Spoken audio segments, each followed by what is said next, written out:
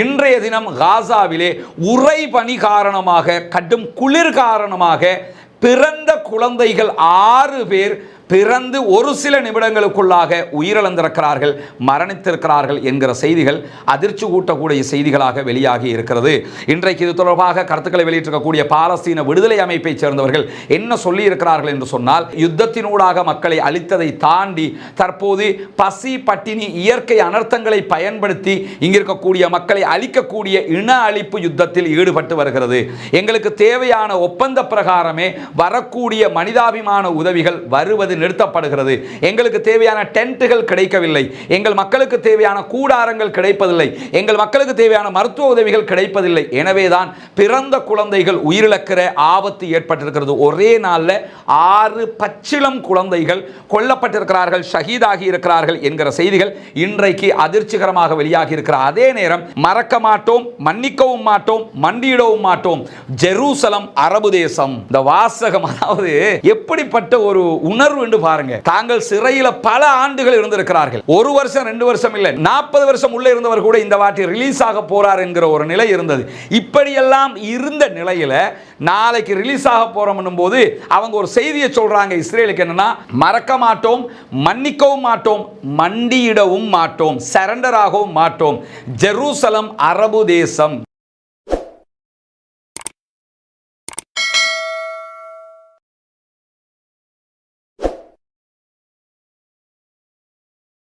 அஸ்ஸலாமு அலைக்கும் வரஹ்மத்துல்லாஹி வபரகாத்துஹு. அன்பிற்கினிய சகோதர சகோதரிகளே, நம் அனைவர் மீதும் ஏக இறைவனுடைய அமைதியும் கருணையும் உண்டாகட்டுமாக என்கிற உயரிய பிரார்த்தனைகளோடு 37வது நாளாகவும் சீஸ் ஃபயர் யுத்த நிறுத்தத்திற்கு மத்தியிலே காசாவிலும் காசாவையொட்டிய பாலஸ்தீன பெருநிலப்பரப்பிலும் என்னவெல்லாம் நடக்கிறது என்கிற செய்திகளை பார்க்க இருக்கிற அதே நேரம் இன்றோடு காசாவிலே இஸ்ரேலிய ஆக்கிரமிப்பு இராணுவத்தினுடைய தாக்குதல்கள் ஆரம்பிக்கப்பட்டு 507வது நாளாகவும் இருக்கிறது. இந்த நிலையில் தான் இன்றைக்கு வெளியாகி இருக்கக்கூடிய செய்திகள் ரொம்ப மனதை கடினமாக்கக்கூடிய செய்திகளாகவும் மாறி நிற்கிறது.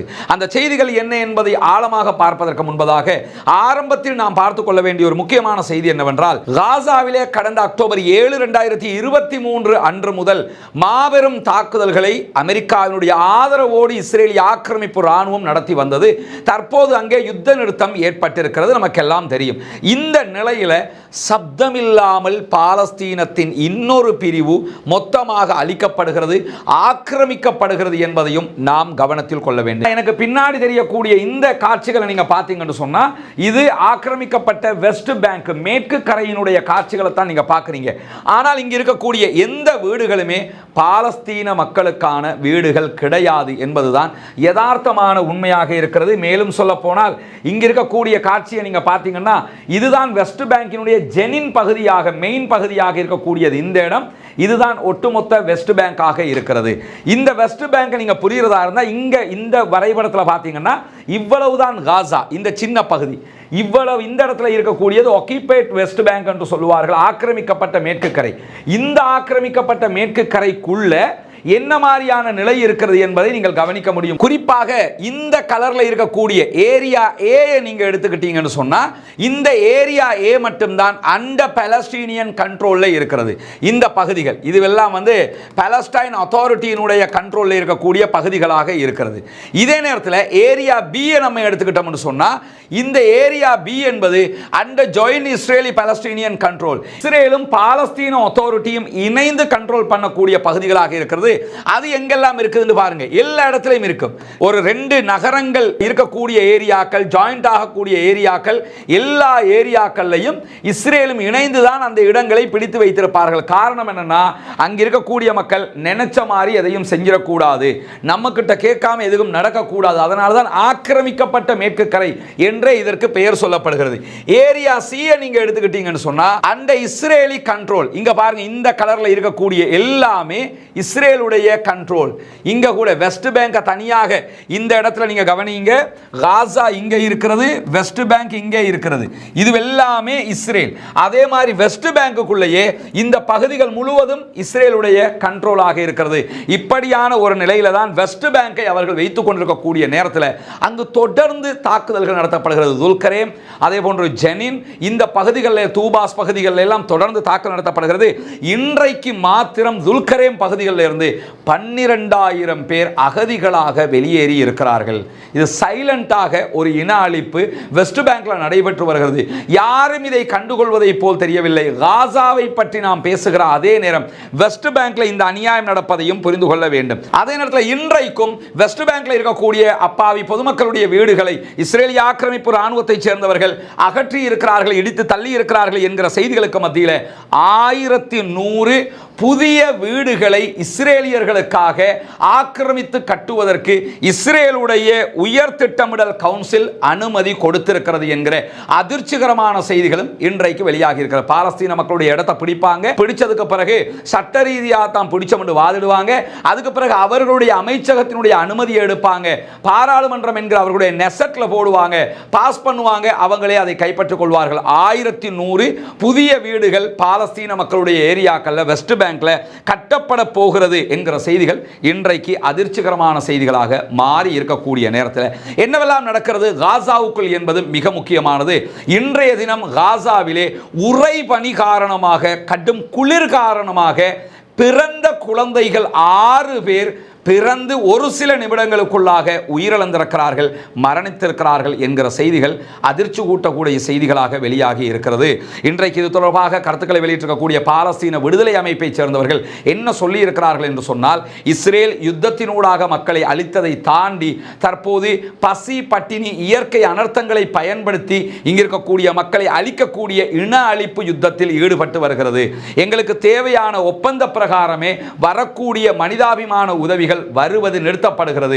எங்களுக்கு தேவையான டென்ட்டுகள் கிடைக்கவில்லை, எங்கள் மக்களுக்கு தேவையான கூடாரங்கள் கிடைப்பதில்லை, எங்கள் மக்களுக்கு தேவையான மருத்துவ உதவிகள் கிடைப்பதில்லை. எனவேதான் பிறந்த குழந்தைகள் உயிரிழக்கிற ஆபத்து ஏற்பட்டிருக்கிறது. ஒரே நாளில் 6 பச்சிளம் குழந்தைகள் கொல்லப்பட்டிருக்கிறார்கள், ஷஹீதாகி இருக்கிறார்கள் என்கிற செய்திகள் இன்றைக்கு அதிர்ச்சிகரமாக வெளியாகி இருக்கிற அதே நேரம் இன்றைய தினம் காசாவில் இருந்து 23வது தொகுதி நோயாளிகள் 50 பேர் ரஃபா கடவையூடாக, ரஃபா பார்டர் ஊடாக எகிப்துக்குள் மருத்துவ சிகிச்சைக்காக வெளியேற்றப்பட்டிருக்கிறார்கள்.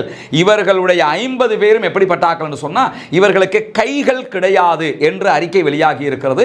இவர்கள் யுத்தத்தினால் பாதிக்கப்பட்டவர்கள், அதே போன்று யுத்த காலத்தில் நிரந்தர நோயினாலும் பாதிக்கப்பட்டவர்கள். அப்படிப்பட்ட 50 பேர் தான் தற்போது வெளியேற்றப்பட்டிருக்கிறார்கள் என்கிற செய்திகள் இன்றைக்கு வெளியாகி இருப்பதை நாம் பார்க்க முடியும். ஒருபுறம் இப்படியான செய்திகளுக்கு மத்தியில் தான் குழந்தைகளுடைய மரணம் உச்சம் தொட்டு கொண்டிருக்கக்கூடிய நேரத்தில் சர்வதேச சமூகம் மௌனம் கலைக்க வேண்டும், அரபு நாடுகள் மௌனம் கலைக்க வேண்டும், இதற்கான தீர்வுகளை தர வேண்டும் என்று பாலஸ்தீன விடுதலை அமைப்பு தொடர்ந்து கோரிக்கை விடுத்துக் கொண்டிருக்கக்கூடிய செய்திகளும் இன்றைக்கு வெளியாகி இருக்கிறது. இந்த மாதிரியான நேரத்தில் இன்றைக்கு வெளியாகி இருக்கக்கூடிய இன்னும் ஒரு செய்தி என்னன்னு சொன்னா, அமெரிக்காவினுடைய ஜனாதிபதியாக டொனால்ட் ட்ரம்ப் ஜனவரி மாதம் 20ஆம் தேதி பதவியேற்ற அன்றைக்கு சுமார் 57 திட்டங்களில் கையெழுத்திட்டிருந்தார். சில திட்டங்களை அவர் அனுமதித்திருந்தார், சில திட்டங்களுக்கான நிதியுதவிகளை நிறுத்தியிருந்தார்.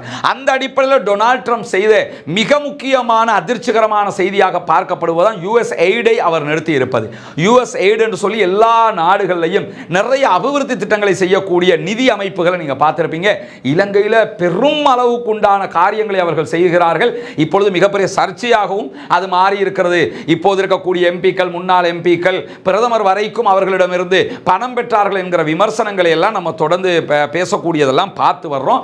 அது உண்மையா பொய்யா என்பதை தாண்டி யுஎஸ் எய்டுக்கான பணத்தை அமெரிக்க ஜனாதிபதியாக டொனால்ட் ட்ரம்ப் பதவியேற்றவுடன் நிறுத்தியிருந்தார். எனவே வளர்ந்து வருகிற பல நாடுகளுக்கான உதவி திட்டங்கள் அதிலே அடியோடு நிறுத்தப்பட்டிருக்கிறது. இது ஒரு மிகப்பெரிய ஆபத்தான பொருளாதார நிலையாக மாறி இருக்கக்கூடிய நேரத்தில் தான் அதே 57 ஆவணங்களில் கையெழுத்திடும் போது இன்னும் ஒரு ஆவணமாக டொனால்ட் ட்ரம்ப் செய்த வேலை என்னவென்று சொன்னால், WHO என்கிற வேர்ல்டு ஹெல்த் ஆர்கனைசேஷனுக்கான பண உதவிகள் வழங்குவதை மொத்தமாக நிறுத்தி இருந்தார். அதற்கான தடை உத்தரவையும் பிறப்பித்திருந்தார். WHO சீனாவினுடைய கண்ட்ரோலில் இருக்கிறது என்றும், ஏற்கனவே அவர் WHO நிதியுதவிகளை நிறுத்தி இருந்தார். கொரோனா பீரியட்ல என்னன்னா, கொரோனாங்கிறதே சீனா உருவாக்கியது என்கிற வாதத்தை அவர் முன் வச்சிருந்தார். உடனடியாக அந்த பணங்களை எல்லாம் நிறுத்தி இருந்தார். பிறகு அவருடைய ஆட்சி கவிழ்ந்தது.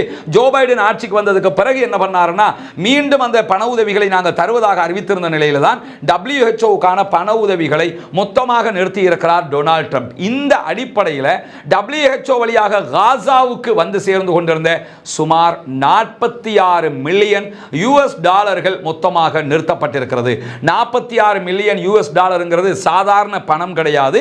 இவ்வளவு ஒரு பெரிய உதவித்தொகை மொத்தமாக நிறுத்தப்பட்டிருக்கக்கூடிய காரணத்தினால காசாவினுடைய 6 பகுதிகளுக்கான நிதி உதவிக்காக இது பயன்படுத்தப்பட்டது. நார்த் காசா, சவுத் காசா, சென்ட்ரல் காசா, பைத்துலாகியா, கான் யூனுஸ் உள்ளிட்ட 6 பகுதிகளுக்கு இந்த பணத்தினூடாக உதவிகள் செய்யப்பட்டிருந்தது.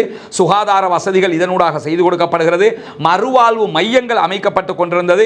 அங்கிருக்கக்கூடிய அமைப்புகளை ஒருங்கிணைத்து மக்களுக்கான சேவைகள் வழங்குவதற்கான நிதி உதவிகள் வழங்கப்பட்டுக் கொண்டிருந்த அதே நேரம் மருத்துவ பொருட்களுக்கான உதவிகளையும் இந்த நிதி உதவியினூடாகத்தான் WHO காசா பிரிவு செய்து வந்த நிலையில் தற்போது WHO தடை காரணமாக காசா மக்களுக்கான நிதி உதவி பற்றாக்குறை ஏற்பட்டிருக்கிறது என்று காசாவுக்கான WHO நிறுவனம் இன்றைக்கு கவலையோடு அறிவித்திருக்கிறது. இப்படியான ஒரு நேரத்தில் தான் UNRWA தங்களுடைய ஆதரவை மொத்தமாக நாங்கள் தருவதற்கு தயாராக இருக்கிறோம் என்று மீண்டும் அறிவித்திருக்கிறது அயர்லாந்து. அயர்லாந்தை பொறுத்தவரை அயர்லாந்து, ஸ்பெயின் மாதிரி நாடுகள்லாம் ஐரிஷ் கண்ட்ரியில் வருவாங்க. இந்த நாடுகள் யூரோப் யூனியனோட இணைந்திருந்தாலும் பிரசல்ஸில் நேற்றைய தினம் ஒரு மாநாடு நடைபெற்று வந்தது. அந்த மாநாட்டில் இவர்களும் கலந்து கொண்டிருந்தார்கள். குறிப்பாக அந்த மாநாட்டில் இஸ்ரேலுடைய வெளிவிவகார அமைச்சர் கலந்து கொண்டிருந்தார். இஸ்ரேலோடு எப்படியான இணக்கமான செயல்பாடுகளை நாம் செய்ய முடியும் என்று யூரோப் யூனியன் பேச்சுவார்த்தைகள் நடத்தி கொண்டிருந்த நிலையில தான் அயர்லாந்தினுடைய பிரதமர் நேற்றைய தினம் அங்கு வைத்து பேசிய உரையில் என்ன சொல்றாருன்னா, எக்காரணம் கொண்டும் UNRWA நாங்கள் வழங்கக்கூடிய நிதியுதவியை நிறுத்த மாட்டோம்.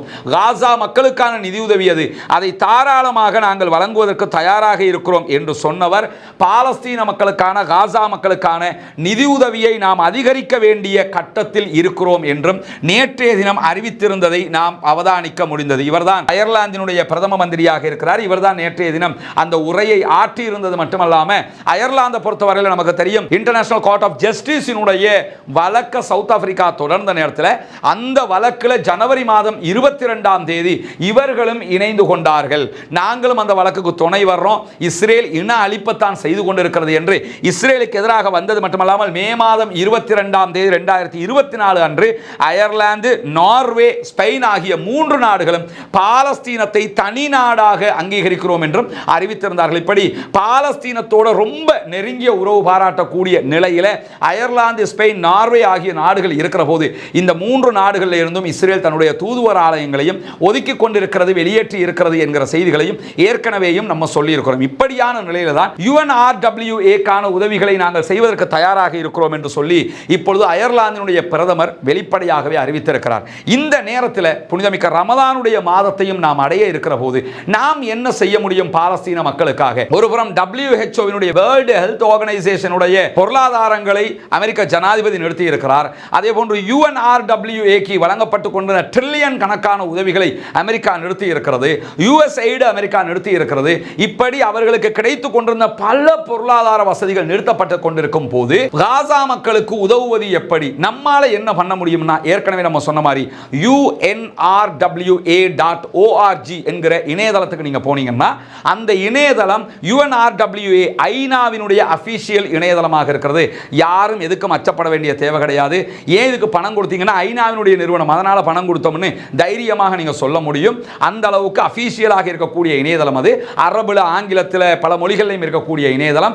அந்த இணையதளத்தில் ரைட் சைட் மேல் மூலையில் டொனேட் என்கிற ஆப்ஷனுக்கு போனீங்கன்னா அந்த ஆப்ஷன் ஊடாக நீங்க விசா கார்டு ஊடாக டாலர்ல அந்த மக்களுக்கான உதவிகளை செய்ய முடியும், சதகாக்களை செய்ய முடியும், தான தர்மங்களை செய்ய முடியும், அவர்களுக்கான ஜகாத் உதவிகளை நீங்கள் தாராளமாக செய்ய முடியும். இப்படி அமெரிக்கா உதவுவதை நிறுத்தினாலும், மற்ற நாடுகள் உதவுவதை நிறுத்தினாலும் நம்மால எது முடியுமோ நம்ம உறவுகளுக்காக செய்வோமே என்று நினைக்கக்கூடிய அன்பர்கள், நண்பர்கள், சகோதர சகோதரிகள், தாய்மார்கள் அத்தனை பேரும் அந்த உதவிகளை செய்யுங்கள். எப்படி அந்த ஆப்ஷனை பயன்படுத்துறது? அந்த இணையதளத்தினுடைய பெயர்கள் யாருக்காவது மறக்கமாக இருந்தால், தேவையாக இருந்தால் முன்னால் தெரியக்கூடிய என்னுடைய தொலைபேசி மற்றும் வாட்ஸ்அப் இலக்கத்திற்கு நீங்கள் UN என்று மாத்திரம் ஒரு மெசேஜை போட்டால் கூட அந்த இணையதளத்தினுடைய தகவல்களையும் அது எப்படி நீங்கள் செயல்படுத்த வேண்டும் என்பதையும் நாம் உங்களுக்கு சுட்டிக்காட்ட தயாராக இருக்கிறோம். அந்த வழியிலாவது தாராளமாக அந்த மக்களுக்கு நீங்கள் உதவிகளை செய்யுங்கள். அது பாலஸ்தீன தொப்புள் கொடி உறவுகளுக்காக நாம் செய்யக்கூடிய மிக பெரும் உதவியாக மாறிவிடும். இப்படியான நிலையில தான் இன்றைக்கு இன்னும் ஒரு செய்தியும் வெளியாகி இருக்கிறது. நமக்கெல்லாம் தெரியும் 620 பாலஸ்தீன சகோதரர்களுடைய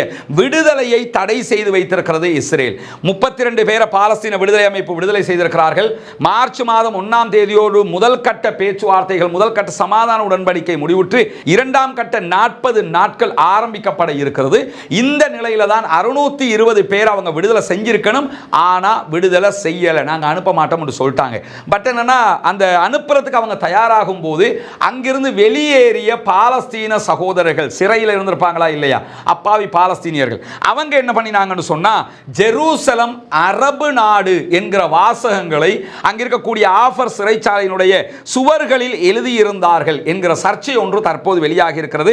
குறிப்பாக இஸ்ரேலுடைய சமீபத்தில் ராஜினாமா செய்த தேசிய பாதுகாப்பு மந்திரி இதாமர் பென்கிவிர் அவருடைய எக்ஸ் பேஜ்ல ஒரு வீடியோ வெளியிட்டிருக்கிறாரு. அதுல என்ன சொல்றாருன்னா, நெகோவில் இருக்கக்கூடிய, நெகோ பாலைவனத்தில் இருக்கக்கூடிய சிறைச்சாலைகளையும் ஆஃபர் சிறைச்சாலைகளையும் இருக்கக்கூடிய பாலஸ்தீன சிறை கைதிகள் செய்யக்கூடிய காரியத்தை பாருங்கள் என்ற ஒரு வீடியோ வெளியிட்டிருக்கிறாரு. அந்த வீடியோவில் என்ன இருக்குதுன்னு சொன்னா, துப்பாக்கி ஏந்தி இருக்கக்கூடிய இஸ்ரேலிய ராணுவத்தினர் பெயிண்ட் அடிக்க விடுறாங்க. சில பேரை பின்னாடி கையை கட்டி கைதிகளாக நிறுத்தி இருக்கிறார்கள்.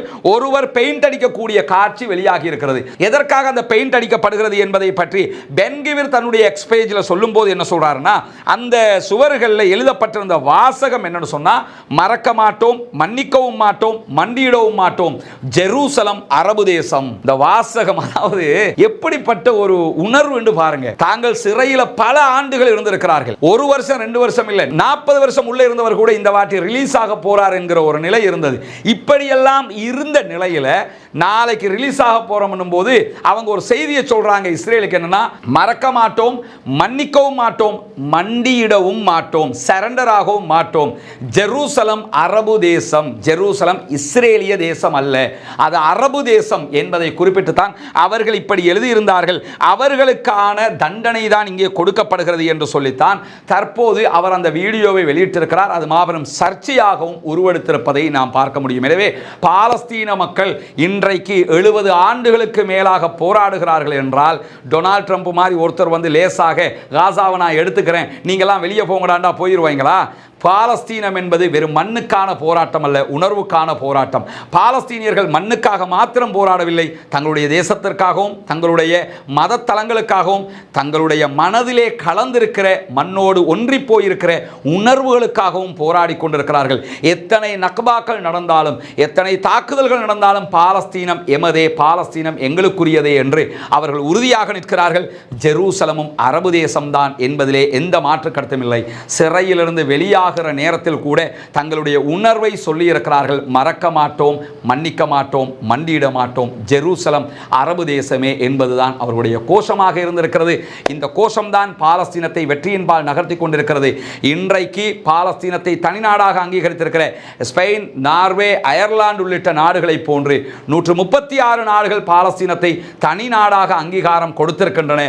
விரைவிலேயே உலகமே அங்கீகரித்து பாலஸ்தீன தேசம் என்கிற ஒரு பகுதி உருவாகத்தான் போகிறது இன்ஷா அல்லாஹ். அதற்காக அல்லாஹ்விடத்தில் பிரார்த்தனை செய்ய மறந்து விடாதீர்கள், அல்லாஹ்விடத்தில் கையேந்த மறந்து விடாதீர்கள், பாலஸ்தீன மக்களுக்காக ஜனநாயக ரீதியாக குரல் கொடுக்க மறந்து விடாதீர்கள். தொடர்ந்தும் உண்மையான செய்திகளை அறிந்து கொள்ள ரஸ்மின் எம்ஐஎஸ்சி அப்டேட்ஸ் என்கிற நம்முடைய சேனலை சப்ஸ்கிரைப் செய்யாத சகோதரர்கள் சப்ஸ்கிரைப் செய்து இணைந்து கொள்கிறார். அதே நேரம் ரஸ்மின் எம்ஐஎஸ்சி நியூஸ் என்கிற நம்முடைய சேனலோடும் இணைந்து கொள்ளுங்கள். நம்முடைய வாட்ஸ்அப், டெலிகிராம் சேனல்களையும் இணைஞ்சுக்கிட்டீங்கன்னா தொடர்ந்து உங்களுக்கான செய்திகள் வெளிவந்து கொண்டே இருக்கும். இப்படியான நல்ல காரியங்களில் நம் அனைவரும் ஒன்றிணைவோமாக. வாஹ்ரு தஅவானா அல்ஹம்துலில்லாஹி ரப்பில் ஆலமீன்.